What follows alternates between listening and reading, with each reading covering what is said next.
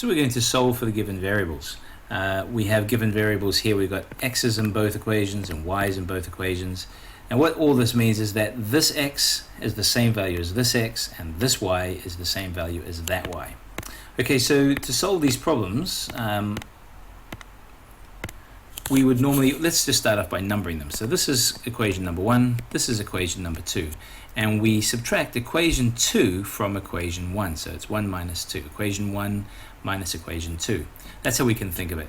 When we look at this equation, what we're really going to do is look at the y's first at that variable and look at the coefficients. If the coefficients are the same, it's kind of we can start solving the equation.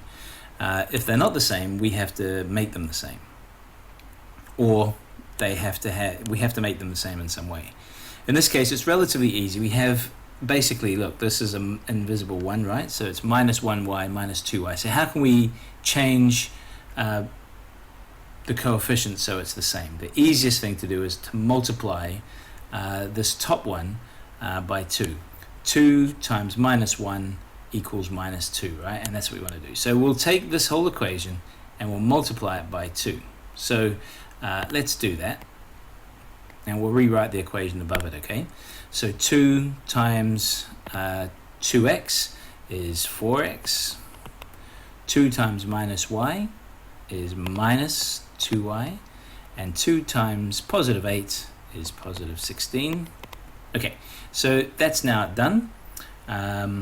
And we can probably start solving this equation. So let's have a look. So we're going to take equation 2 away from equation 1. So 4x minus 3x leaves us with x. This cancels out.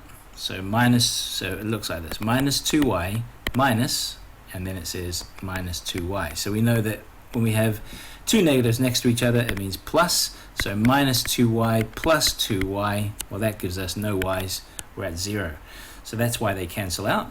And here we have 16 minus 8, so that will give us 8 on the right hand side. And basically that's it. I'll just tidy that up. X equals 8. We don't have to do anything else. So now we know what the value of x is. And we can use that information to figure out what the value of y is.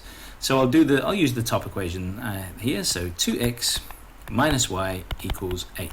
So substitution. I know the value of x, so I'm going to substitute it into the equation. And it looks like that. So instead of 2 times x, I got 2 times 8. Now 2 times 8 is 16.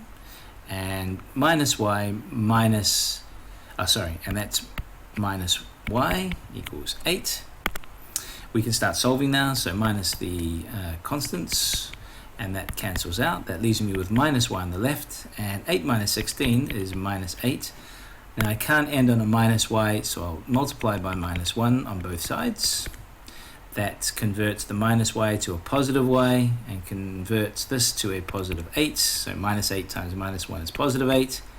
And that is the value of y.